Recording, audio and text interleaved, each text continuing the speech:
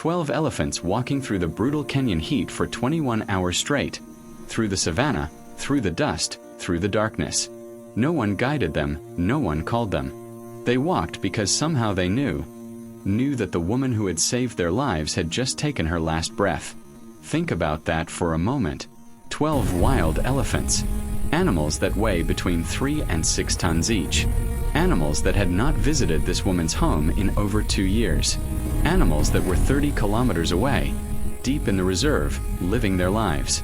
And yet, within hours of her death, they began to move. Wanda Brown died on June 14, 2019. A stroke, sudden, no warning. She was 67 years old. Her daughter, Sarah, received the call at 6 in the morning from the rehabilitation center. She collapsed. The woman she had loved for 39 years, the woman who had chosen elephants over every comfort life could offer, was gone. Before we get deep into the story, please subscribe, like and comment. Let me know where you're watching from. Hooked in and ready to enjoy the story. Because tomorrow, I have another beautiful story to share with you, and I don't want you to miss it for anything. Now let's get into the story. 2 days later, Sarah was at her mother's house, sorting through paperwork, trying to plan a funeral she couldn't face. And then someone shouted from outside, "You need to see this." Sarah dragged herself to the porch, and what she saw, what she witnessed, would stay with her for the rest of her life. 12 elephants standing in silence, arranged in a perfect semicircle around the house. Amara, the matriarch, the same elephant Wanda had spent 18 months earning the trust of, stood at the front, her trunk raised, her eyes fixed on the house as if she was waiting for something, or someone. How did they know? What connection existed between this woman and these elephants that transcended distance, transcended species, transcended death itself? The call came on a Tuesday afternoon in June 1996, while Wanda was knee-deep in mud trying to coax an injured warthog into a transport crate. The voice on the other end of the line belonged to Dr. James Kariuki from Kenya Wildlife Service. And he didn't waste time with pleasantries. "We have 12 elephants," he said. "A family group. Orphaned 3 weeks ago when poachers killed the matriarch for ivory. They've been held in a temporary facility near Tsevo, but they're problematic." Wanda wiped mud from her hands onto her already filthy jeans. Problematic how? "They've attacked staff twice. Broken through reinforced fencing 3 times. Yesterday one of the bulls, he's only about 15, charged a vehicle and nearly flipped it. The youngest is barely 3 years old, and she's already showing aggression patterns we normally only see in fully grown males." Dr. Kariuki paused. "Wanda, these elephants watched their mother die. They're traumatized, violent, and getting worse every day we keep them confined. So relocate them. Find them a herd to integrate with." "We've tried. Every reserve we've contacted has refused. No one wants to risk introducing this level of aggression into their existing populations. And frankly, I don't blame them." Another pause, longer this time. "We're scheduled to cull them on Friday. Unless you can take them." Wanda's stomach dropped. Cull them? They're orphans. They own rapidly depleting savings. She specialized in small to medium mammals. Had never worked with elephants. Had no facilities designed to contain animals that could push over trees. "How long do I have to decide?" she asked. "I need an answer by end of business today. The cull is scheduled for Friday morning at 6 a.m. If you say yes, we'll transport them tomorrow." Wanda closed her eyes. 12 elephants. Traumatized, aggressive, dangerous. 12 elephants who had watched their mother die and learned that humans were murderers. 12 elephants who would be dead in 3 days if she said no. "What are their names?" she asked quietly. "They don't have names. We've been referring to them by numbers for the incident reports." Numbers? Yes. Wanda felt something hot and angry twist in her chest. These elephants had lost everything. Their mother, their family structure, their sense of safety. And the humans responsible for protecting them couldn't even be bothered to give them names. "I'll take them," she heard herself say. "Wanda, I don't think you understand the risk." "I understand perfectly. 12 elephants who've been traumatized, treated like numbers, and scheduled for execution because they're inconvenient. I understand that if I don't take them, they die. So yes, Dr. Kariuki, I'll take them. The silence on the other end of the line stretched long enough that Wanda thought the connection had dropped. Then, you'll need to sign liability waivers. Extensive ones. And I'm recommending you keep them separated from all other animals and humans until you can assess their behavior patterns. These elephants are not pets, Wanda. They're not even typical wildlife. They're weapons with trauma. When will they arrive? Tomorrow morning. Early.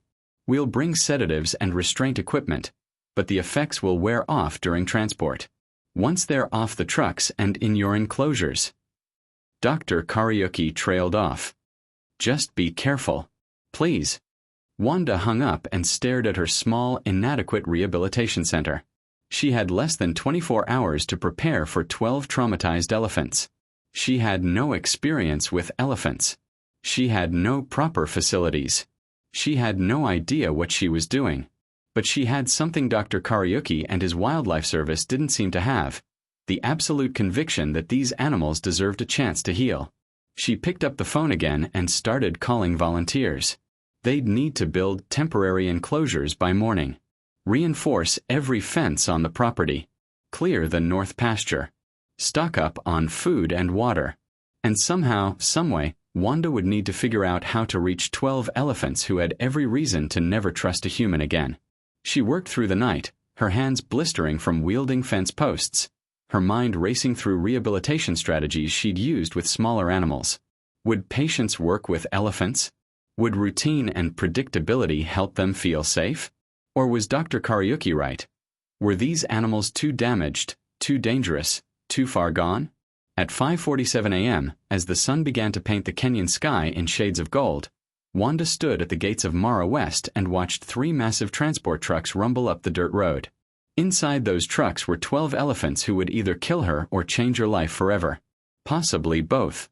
The first time Wanda approached the enclosure, the largest female, the one she would later name Amara, charged the fence with such force that the reinforced posts cracked. The sound was like a gunshot, and Wanda stumbled backward, her heart hammering, as 6 tons of rage and grief slammed against metal that suddenly seemed far too thin. "Easy," Wanda whispered, knowing it was useless. "I'm not here to hurt you." Amara trumpeted, a sound so full of fury and pain that it made Wanda's eyes sting. The other 11 elephants clustered behind their new matriarch, the smallest ones, barely weaned, pressing against the older animal's legs, learning that humans meant danger, that proximity to the fence meant attack. Dr. Kariuki's words echoed in Wanda's mind. These elephants are not pets. They're weapons with trauma. But Wanda saw something else. She saw the way the 3-year-old calf trembled when Wanda moved. She saw how the young bull positioned himself between the humans and the babies, ready to sacrifice himself the way he probably wished he could have for his mother. She saw animals trapped in a nightmare they couldn't escape, lashing out at the only targets available. So Wanda did something that made no sense, something that violated every principle of behavioral conditioning she'd learned. She sat down. 20 meters from the fence, in the dust and heat, Wanda Brown sat cross-legged and began to talk. "I know you don't understand me," she said quietly. "I know you have no reason to trust me, no reason to believe anything will ever be safe again. But I'm going to be here anyway. Every day. Whether you listen or not." The elephants watched her with visible suspicion. Amara paced the fence line, her trunk swinging in agitation, looking for weakness, for opportunity, for revenge. Wanda kept talking.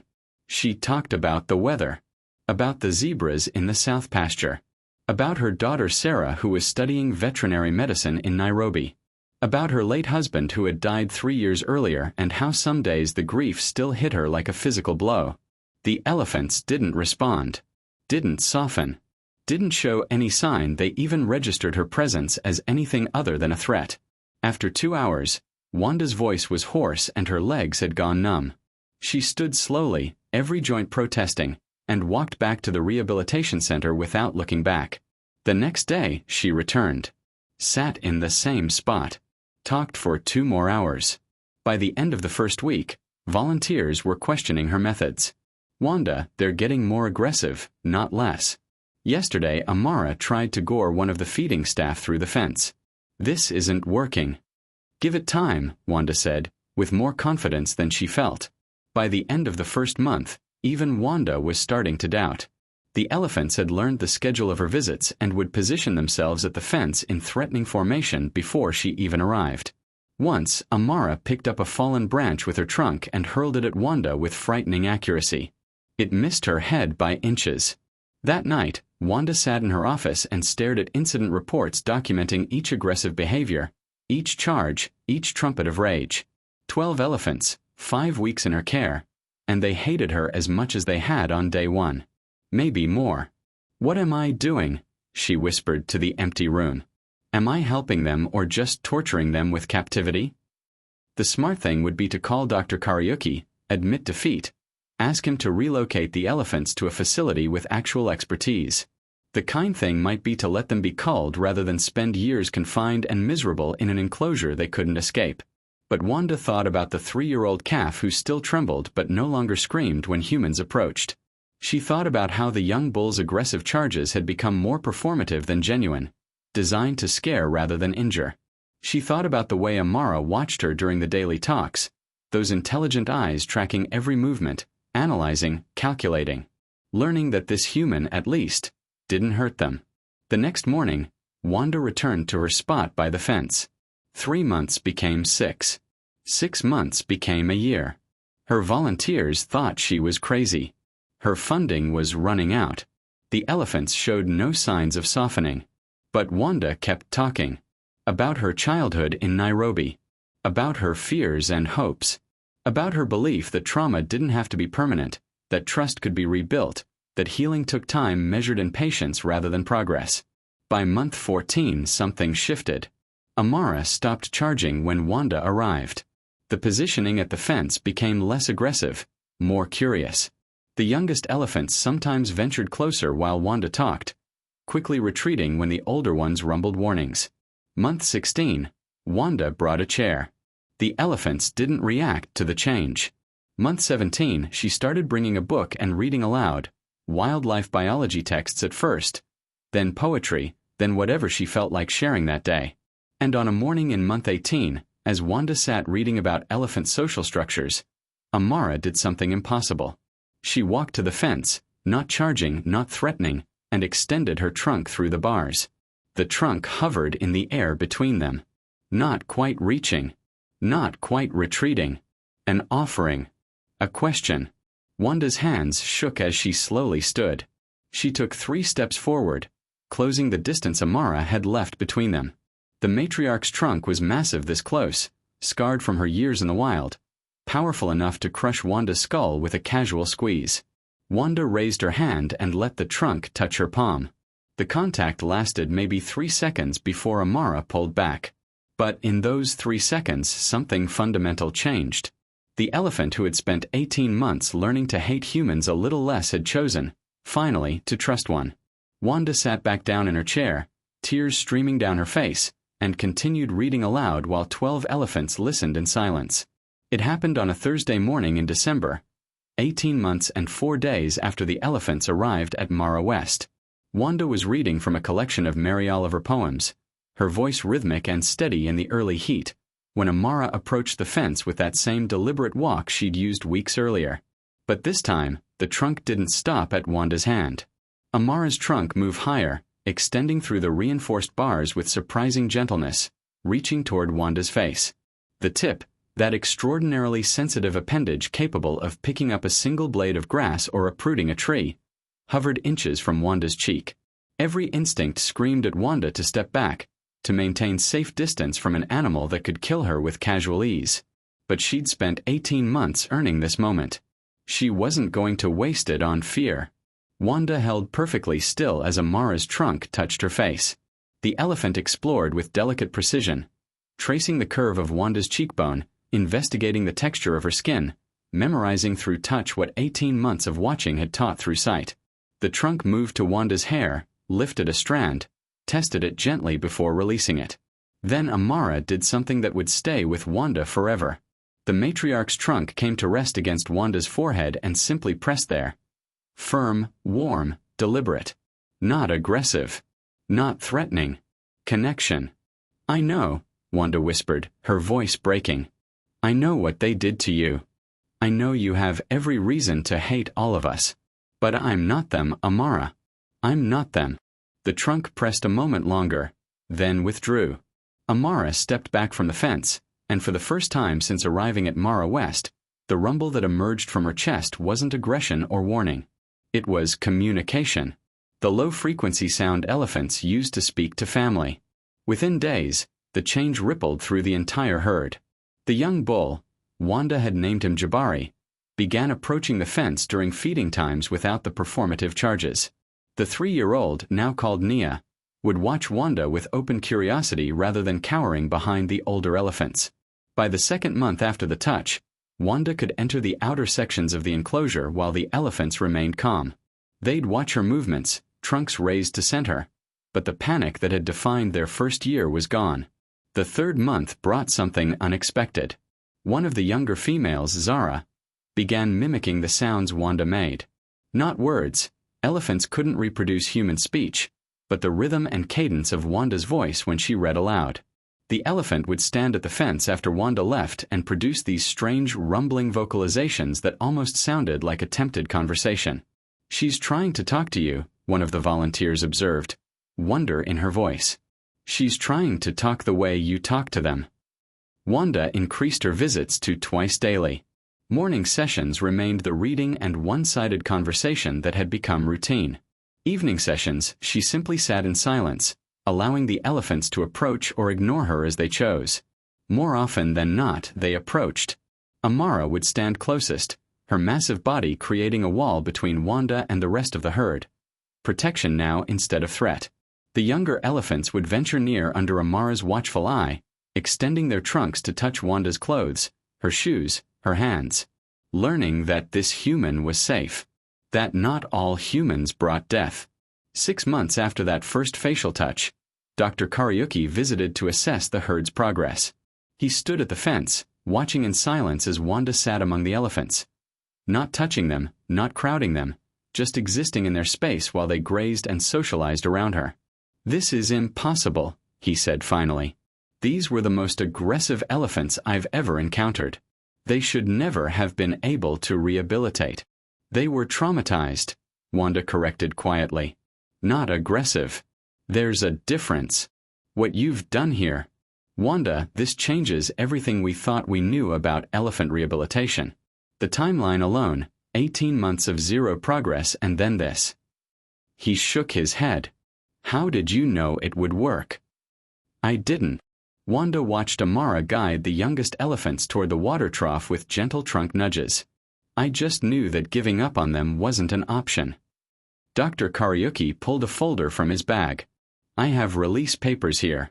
Authorization to integrate them into Mara West Reserve. Full freedom, protected status, monitored but wild. You've done what we needed you to do. They're ready." Wanda's throat tightened. Ready.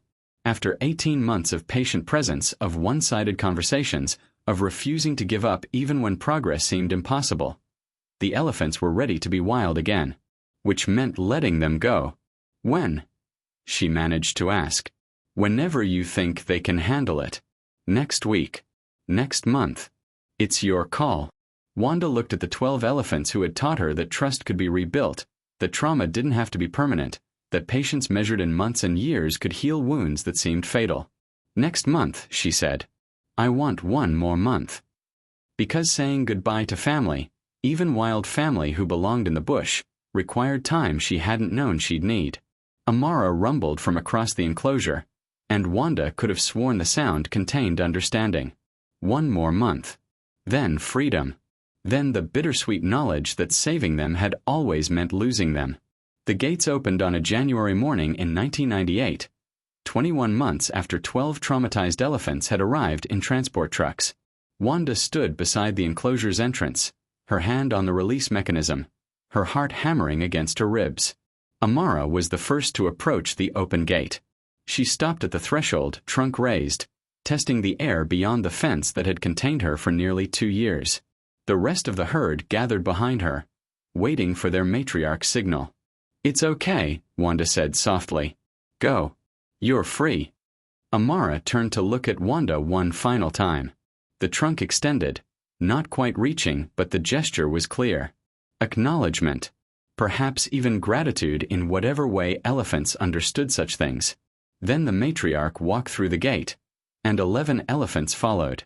Wanda watched them disappear into the acacia trees at the edge of Mara West Reserve, their gray bodies melting into the landscape as if they'd never been captive at all. She stood there long after they'd vanished, tears streaming down her face, knowing she'd done the right thing while simultaneously feeling like she'd lost something irreplaceable. The first week, the herd stayed close. Wanda would see them grazing near the reserve's border, Amara keeping the younger ones within sight of the rehabilitation center, testing their freedom, making sure it was real. The second week, they ventured farther. Wildlife cameras caught them at the waterhole 3 kilometers north, mingling cautiously with wild herds who seemed uncertain about these newcomers who smelled of humans but moved like elephants. By the third week, they'd integrated fully. Camera traps showed Amara's herd traveling with 2 other family groups, the younger elephants playing with wild calves, the bulls starting to range independently as young males did when approaching maturity. They were wild again. Truly wild. And they stopped coming back. Wanda told herself this was success. This was exactly what rehabilitation meant, returning animals to self-sufficient lives in their natural habitat. The fact that they didn't need her anymore proved she'd done her job correctly. But God, it hurt. She'd catch herself listening for Amara's distinctive rumble during morning rounds. Would find herself walking to the old enclosure and standing at the fence where she'd spent 18 months reading aloud, half expecting to see 12 elephants waiting for her. The enclosure stood empty, already being reclaimed by the bush. 3 months after release, Wanda spotted them from a distance during a supply run into the reserve. Amara's herd, grazing peacefully among wild elephants, completely at home in their environment. Nia, the 3-year-old who'd once trembled at human approach, was play-fighting with a wild calf. Jabari had grown massive, his tusks beginning to show the ivory that had gotten his mother killed. Wanda stopped her vehicle and watched through binoculars, keeping enough distance that she wouldn't disturb them. Amara looked healthy, confident, every inch the matriarch she was born to be. They didn't notice Wanda. Or if they did, they didn't approach. 6 months became a year. A year became 5. Wanda continued running Mara West, taking in other orphaned animals, building new enclosures, hiring more staff. The elephant enclosure was converted for rhinos. The reading chair she'd used for 18 months got repurposed for the volunteer break room. Life moved on. She'd see Amara's herd occasionally, distant gray shapes on the horizon, or brief glimpses caught on wildlife cameras. They were thriving. The younger elephants were reaching maturity. 2 of the females had calves of their own now, teaching the next generation to navigate the reserve's dangers and resources. Wanda had saved them, had given them back their lives.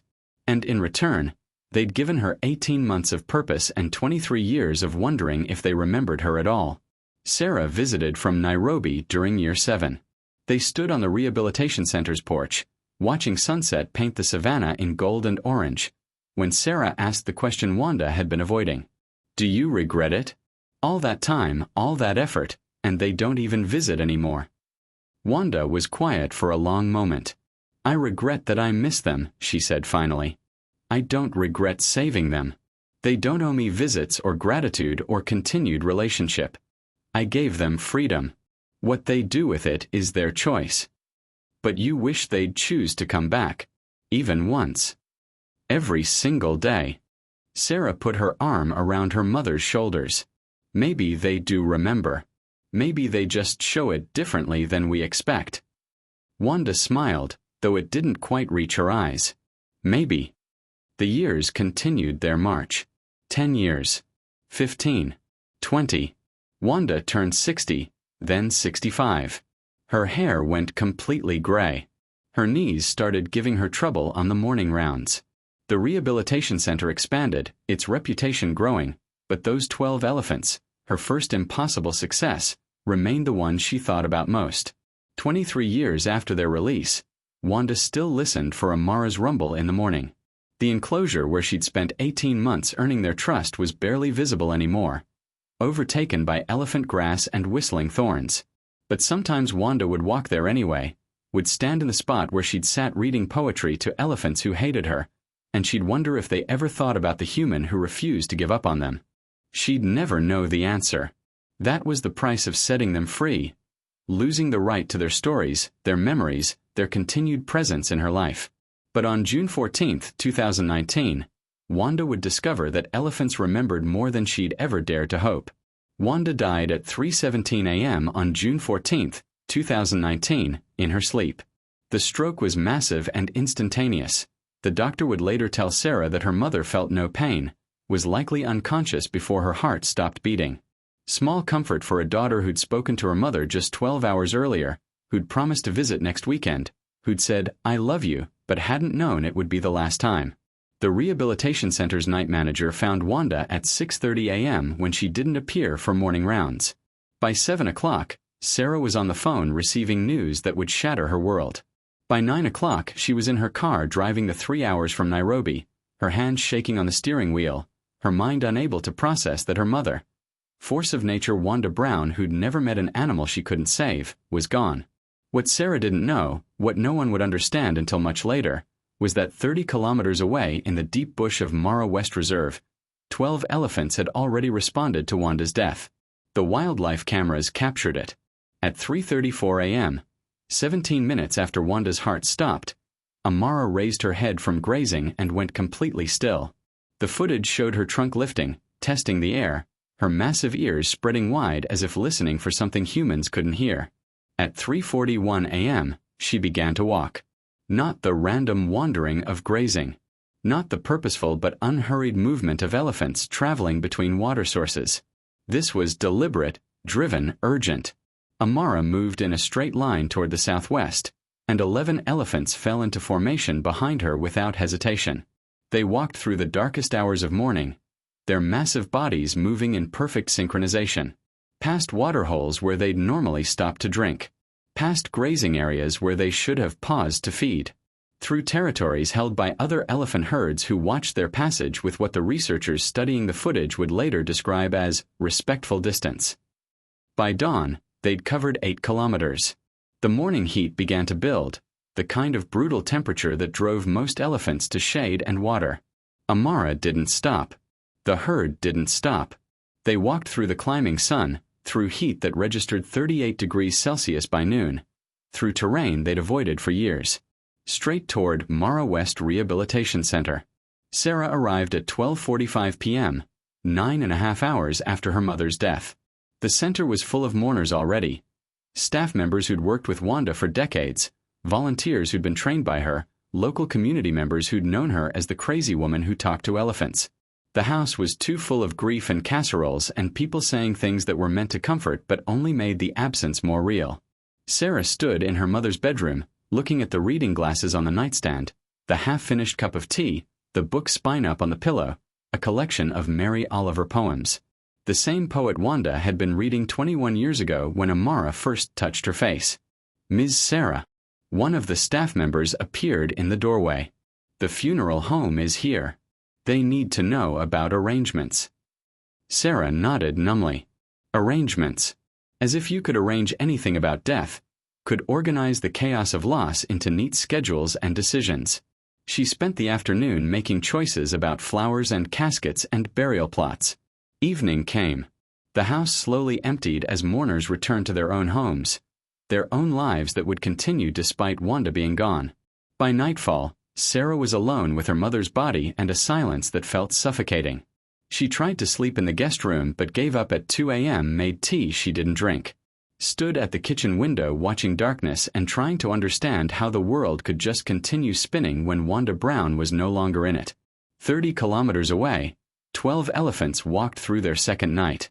They'd been moving for nearly 24 hours now, had covered distances that should have been impossible without rest or water. Several of the younger elephants were visibly struggling, their movements less coordinated, their breathing labored. But Amara didn't stop. And because Amara didn't stop, none of them stopped. At 4:47 a.m. on June 16th, 51 hours after Wanda's death, Sarah was making her fourth cup of tea when she heard it. A sound that made the earth tremble. Rhythmic. Heavy, growing closer. She stepped onto the porch just as the first elephant emerged from the acacia trees at the property's edge. Amara. Massive. Gray. Moving with exhausted determination. Behind her, 11 elephants in precise formation, some of them barely able to walk but walking anyway. They approached the house with that same deliberate purpose they'd maintained for 30 kilometers and 21 hours. And when they reached the clearing 20 meters from Wanda's porch, they stopped, arranged themselves in a perfect semicircle, and stood in absolute silence. Sarah's tea cup slipped from her fingers and shattered on the porch floor. She grabbed the railing to keep from falling, her mind unable to process what her eyes were seeing. "Mom," she whispered to the empty house behind her. "Mom," they came. The elephants came. But Wanda couldn't answer. Could never answer again. And somehow, impossibly, these 12 elephants knew that. Had known it 30 kilometers away in the moment her heart stopped beating. Had walked through brutal heat and dangerous territory for 21 hours to arrive at her home. To mourn the human who'd saved them 23 years ago and had never asked for anything in return. Sarah sank to her knees on the porch and wept while 12 elephants stood vigil in the dawn. They didn't move for 3 days. Sarah called the rehabilitation center staff at dawn, her voice shaking as she tried to explain what was happening. Within an hour, a dozen people stood on the porch with her, all of them staring in silence at the 12 elephants arranged in their perfect semicircle around Wanda's house. "How did they know?" someone whispered. "She died 2 days ago. They haven't been here in over 20 years. How did they know?" No one had an answer. Amara stood at the center of the formation, her trunk occasionally lifting to scent the air, her eyes fixed on the house where Wanda's body still lay. Every few hours, the matriarch would reach down, pick up dust with her trunk, and throw it over her back, the gesture of mourning that researchers had documented at elephant graveyards, the ritual performed when elephants encountered the bones of their dead. The others followed her lead, dust rising and falling in the morning light, coating their gray skin in red earth. Silent, solemn, waiting. "We should try to move them," one of the staff suggested. "They're not eating, not drinking. In this heat." "Don't," Sarah said sharply. "Don't disturb them. They came here for a reason." She had the kitchen staff bring out water troughs, fresh browse, fruits and vegetables. The elephants didn't touch any of it, didn't acknowledge its presence. They simply stood, their massive bodies creating a living monument to grief. By the afternoon of the first day, word had spread. Local news crews arrived, then national ones. By the second day, international media had descended on Mara West, BBC, National Geographic, CNN. Reporters stood at a respectful distance, filming the elephant's vigil, trying to capture something that defied rational explanation. Dr. James Kariuki arrived on the second afternoon, the same man who'd called Wanda 23 years earlier with 12 condemned elephants. He was older now, gray-haired, but his eyes were the same mixture of wonder and scientific skepticism Sarah remembered from childhood. "This isn't possible," he said quietly, standing beside Sarah on the porch. "Elephants have excellent memory, yes. Strong emotional bonds with family groups, certainly. But this," he gestured at the silent herd. "Elephants don't travel 30 kilometers in response to death. They don't maintain vigils for humans. They don't," his voice broke. "They don't mourn like this for anyone outside their immediate family group." "My mother was their family," Sarah said simply. "Your mother was human." Maybe that didn't matter to them. Animal behaviorists arrived with theories about infrasound communication, about pheromones released during stress or death, about coincidence and pattern-seeking in human interpretation. But none of the theories explained the timing, the elephants beginning their journey within minutes of Wanda's death. None explained the 21-hour trek without rest. None explained why they stayed. On the third day, the funeral was held. A small service at the house, attended by staff and volunteers, and a daughter trying to say goodbye to the woman who'd raised her to believe that compassion was never wasted. When the service ended, Sarah walked to the edge of the porch. Amara's eyes tracked her movement, and Sarah felt the weight of that gaze. Intelligence and emotion that couldn't be explained away by behavioral science or evolutionary biology. She loved you, Sarah said, her voice carrying across the 20 meters between them. All of you. She spent 18 months earning your trust and 23 years missing you. She died knowing you were safe and free and wild like you were meant to be. Tears streamed down Sarah's face. Thank you. Thank you for remembering her. Thank you for coming. Amara's trunk extended toward Sarah, not close enough to touch, but close enough for the gesture to be unmistakable. The same gesture she'd used with Wanda 21 years ago. Recognition. Acknowledgement. Shared grief in a language that transcended species. Then, as sunset painted the sky in shades of orange and gold, Amara turned away from the house. The 11 elephants fell into formation behind her, and they began to walk back toward the reserve. They moved slowly, exhaustion evident in their gait. But they moved together, a family unit returning to the wild where they belonged. Sarah watched until they disappeared into the acacia trees, until the last gray shape melted into the landscape, until the only sound was whined through grass and the distant call of a fish eagle.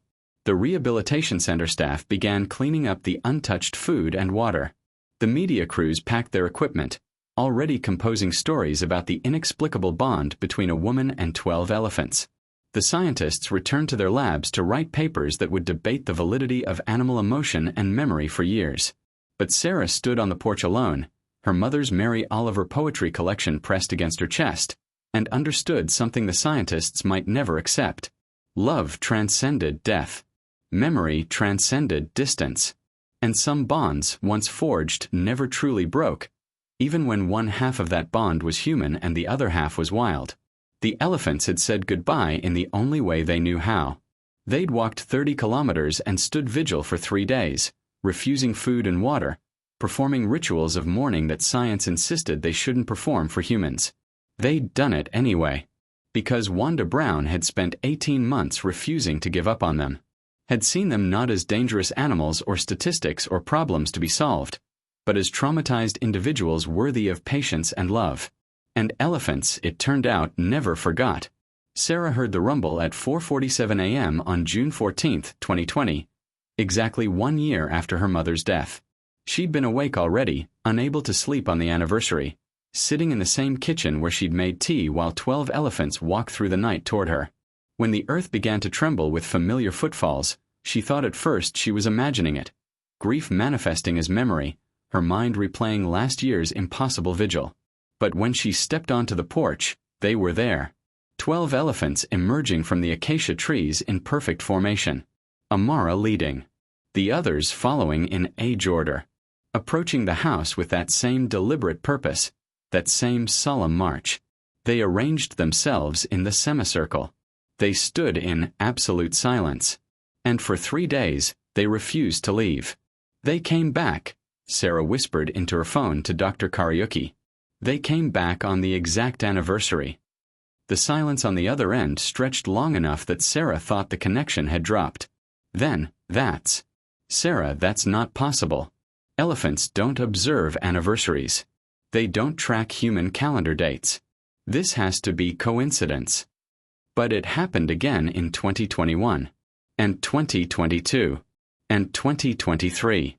Every June 14th, at 4:47 a.m., the elephants arrived. Sometimes they brought new members, younger elephants born in the intervening years who had never met Wanda but came anyway, walking beside their mothers and aunts on a journey they couldn't possibly understand. Sarah watched these young elephants participate in the morning rituals, watched them throw dust over their backs when the older elephants did, watched them stand in the same silence, maintaining the same vigil, honoring a human they'd never known. They're teaching them, Dr. Kariuki said during the 3rd anniversary vigil, his scientific skepticism finally cracking under the weight of repeated evidence. The older elephants are passing down the tradition. This isn't instinct, Sarah. This is culture. By the 5th anniversary, researchers from 3 continents had descended on Mara West to study the phenomenon. They set up cameras, recorded infrasound communications, analyzed the elephants' movements in the days leading up to June 14th. What they discovered challenged everything science understood about animal memory and tradition. The elephants began preparing for their journey days in advance. They'd gradually shift their grazing patterns, moving closer to the rehabilitation center. Their communication increased, low-frequency rumbles that researchers suspected were coordination calls, making sure the entire herd knew where to go and when. But the most shocking discovery came from studying the younger elephants, those born after 2019 who had never encountered Wanda. They're performing the morning rituals with the same precision as the older elephants, one researcher explained to Sarah. The dust throwing, the specific stance, the timing. They've learned this behavior from watching their family. They've integrated Wanda into their cultural memory. Sarah stood on the porch during the 7th anniversary vigil, watching a calf who couldn't be more than 3 years old stand perfectly still beside its mother, mimicking the older elephant's solemn posture. That calf had been born 4 years after Wanda died, had never heard her voice, never seen her face, never experienced the 18 months of patient presence that had transformed 12 traumatized elephants into a family. But it stood vigil anyway. Because its mother did. Because the herd did. Because somewhere in the complex social structure of elephant memory and tradition, Wanda Brown mattered. How long will they keep coming? Sarah asked Dr. Kariuki that evening, after the elephants had departed for another year. I don't know. Elephant matriarchs can live into their 70s. Amara's in her late 40s now. She could maintain this tradition for another 25 years. He paused. And when Amara dies, one of the younger females will become matriarch. Will she continue the journey? Will she teach her calves about the human who saved their grandmother? Sarah thought about her mother, who'd spent 18 months reading poetry to elephants who hated her, who'd doubted herself constantly but refused to give up, who'd saved 12 lives and never asked for gratitude or recognition or anything beyond knowing they were safe. Wanda had been dead for 7 years. Most of the people who'd worked with her had retired or moved on. The rehabilitation center had new staff, new animals, new stories. Life had continued as life always did, sweeping away the individual in the relentless march of time. But every June 14th, 12 elephants, sometimes more now as the herd grew, walked 30 kilometers to stand in silence around a house where a woman had died. They performed rituals of mourning that scientists insisted they shouldn't perform for humans. They taught their children and grandchildren that this place, this date, this memory mattered. Wanda Brown had become part of elephant history. Not human history that lived in books and articles and fading memories. Elephant history, passed down through demonstration and imitation, embedded in the cultural practices of a family group, remembered and honored by creatures whose emotional depth humanity was only beginning to understand. On the morning of the 10th anniversary, Sarah brought her own daughter, Wanda's granddaughter, named Amara after the matriarch, to witness the vigil. The child was 5 years old, asking questions about the grandmother she'd never met and the elephants who wouldn't let her be forgotten. Why do they come, Mama?